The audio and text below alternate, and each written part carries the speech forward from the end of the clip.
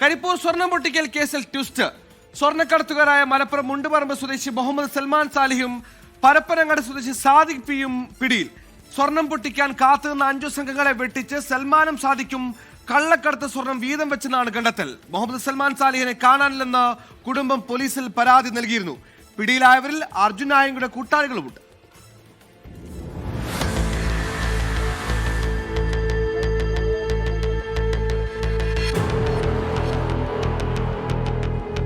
മലപ്പുറം മുണ്ടുപറമ്പ് സ്വദേശി മുഹമ്മദ് സൽമാൻ സാലിഹ്, പരപ്പനങ്ങാടി സ്വദേശി സാദിഖ് പി എന്നിവരെയാണ് കഴിഞ്ഞ ദിവസം പോലീസ് അറസ്റ്റ് ചെയ്തത്. ജിദ്ദയിൽ നിന്ന് സ്വർണവുമായി വന്ന മുഹമ്മദ് സൽമാൻ സാലിഹ് സ്വർണം പൊട്ടിക്കൽ സംഘങ്ങളെയും കബളിപ്പിച്ച് കടന്നുകളയുകയായിരുന്നു.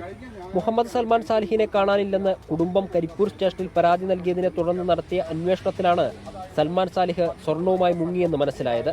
തനിക്ക് സ്വർണം തന്നുവിട്ടയാൾ പറഞ്ഞ വ്യക്തിക്ക് കൈമാറാതെ അർജുനായങ്കിയുമായി 40 ലക്ഷം രൂപയ്ക്ക് ഇടപാട് നടത്താനായിരുന്നു സൽമാൻ സാലിഹിന്റെ ആദ്യ പദ്ധതി. അതിനായി അർജുനായങ്കിയുടെ സുഹൃത്ത് അഭിജിത്ത് പറയുന്നയാൾക്ക് സ്വർണം കൊടുക്കാൻ തീരുമാനിക്കുകയും ചെയ്തു. അർജുൻ ആയങ്കിയുടേതുൾപ്പെടെ 5 സംഘങ്ങളാണ് മുഹമ്മദ് സൽമാൻ സാലിഹ് കൊണ്ടുവരുന്ന സ്വർണം പൊട്ടിക്കാൻ വിമാനത്താവളത്തിന് പുറത്ത് കാത്തുനിന്നത്. അതിൽ 13 പേരെ നേരത്തെ പോലീസ് അറസ്റ്റ് ചെയ്തു. അതിനിടയിലാണ് പരപ്പനങ്ങാടി സ്വദേശിയും സൽമാൻ സാലിഹിന്റെ സുഹൃത്തുമായ സാദിഖ് പി മറ്റൊരു പദ്ധതി തയ്യാറാക്കുന്നത്. നിലമ്പൂർ സ്വദേശിയായ ഷബി എന്നയാൾക്ക് സ്വർണം കൈമാറാമെന്നും അത് എല്ലാവർക്കും തുല്യമായി വീതിച്ചെടുക്കാമെന്നുമായിരുന്നു പ്ലാൻ. എയർപോർട്ടിലെത്തിയ സൽമാൻ സാലിഹിനെ പുറത്ത് കാറിൽ കാത്തുനിന്ന ഷബിയും മറ്റൊരു സുഹൃത്തും കൂട്ടിക്കൊണ്ട് എറണാകുളത്തേക്ക് കടന്നു.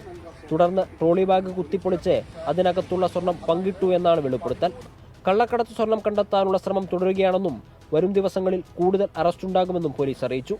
24 മലപ്പുറം.